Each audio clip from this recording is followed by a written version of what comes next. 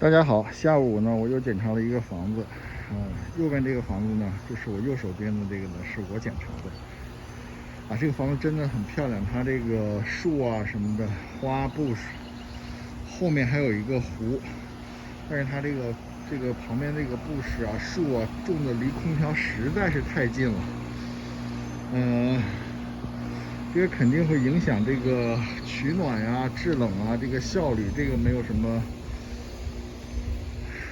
很漂亮，这个房子很漂亮。你看，这个空调基本上是埋在这个树里头的。